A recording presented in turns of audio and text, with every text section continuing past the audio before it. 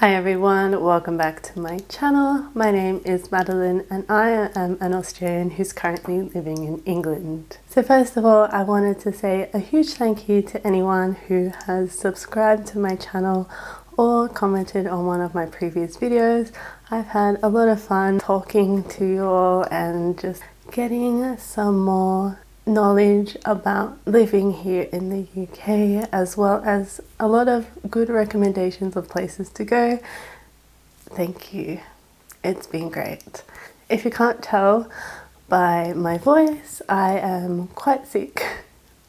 I was really sick last week, so I couldn't put out a video. I tried, I really did. I sat down and tried to film it, but I just looked a mess. And although I'm a lot better now, my voice is still quite raspy. So hopefully we can just ignore the fact that my voice sounds like I just woke up.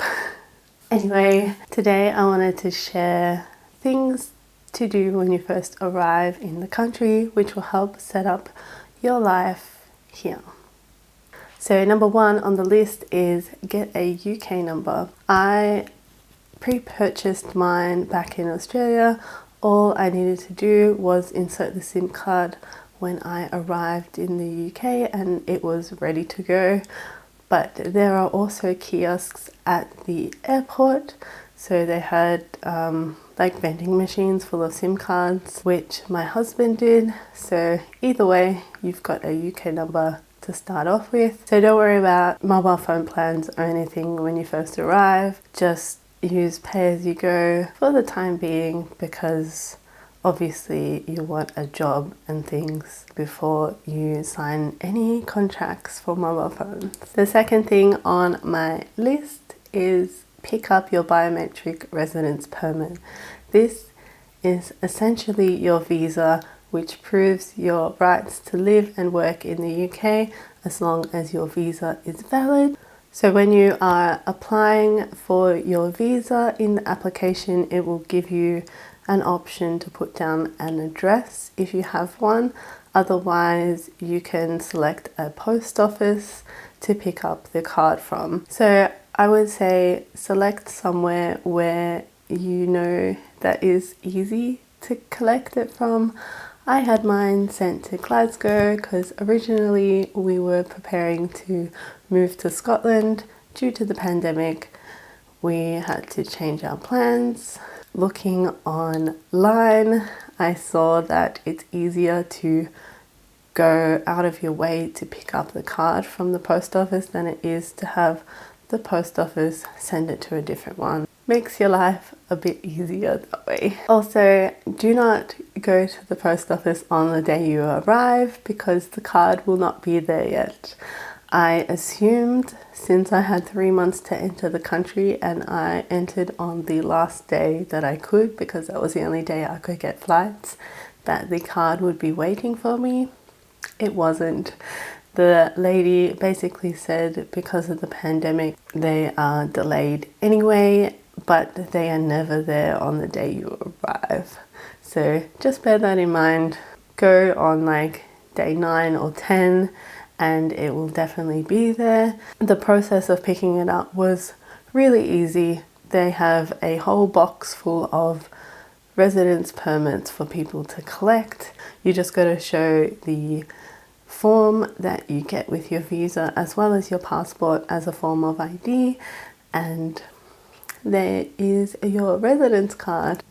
The third thing on the list is apply for your national insurance number as soon as you have your biometric residence card. So all you need to do is look up the number for the national insurance and call.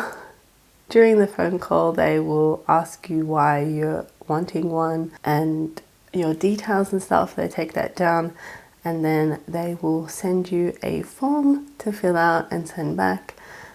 You've got 2 weeks to send back the form, but I filled it out, photocopied my passport and my biometric permit. Once you fill out your application form, you are then waiting for 16 weeks. After 16 weeks, you can call up and inquire about the status of your number. I was on the assumption that it wasn't too far away, and if it had come any later, I would have obviously called up, but you know, I wasn't that stressed about it because you are able to work without one, but just make sure you have applied for it. So number 4 is bank accounts. So you will obviously need a bank account to pay for things in the UK and to receive money. What I did to start off with was I applied for one of the online bank accounts. I used TransferWise. It was relatively quick to sign up to, and I was able to transfer some of my money from Australia to there with not a lot of money lost. But after a couple months of being in the country, I then went to apply for a high street bank. And as it was lockdown when I applied, they weren't doing face-to-face account openings. So when I went into the bank, I didn't know that they weren't doing that, but I came in with my passport, a utility bill with my address, and my residence card with me, and they photocopied that and they gave me a code and a number that will call me to have a phone interview. So I would say that the process was a little bit more than taking a selfie and scanning your passport on your phone, but now I can say that I have done both, and I still have both accounts open, although I'm thinking about closing the online account.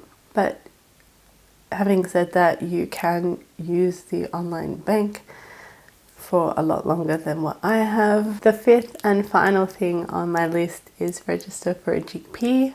Registering for a GP is quite simple. All you need to do is go onto the website, which shows you all the GPs in your area that will accept you as a patient. And what I did was I clicked on the website, see if they had any application forms, which mine did.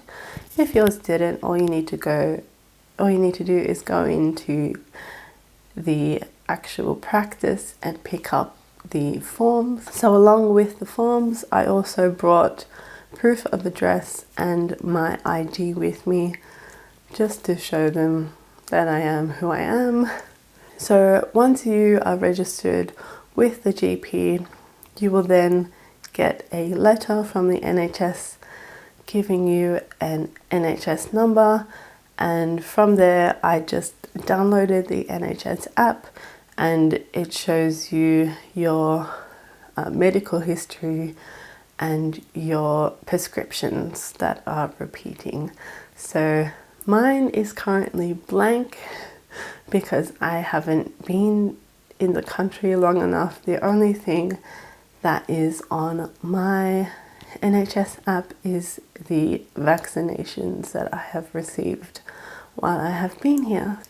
So that is all the things that you should do when you first arrive in the country. Hopefully this video helps if you are a new resident in the UK, or if you're just curious on how people set up their lives when they just arrive. Now you know. So anyway, I will leave links in the description for everything that I have mentioned. Thank you for watching. I will see you next week.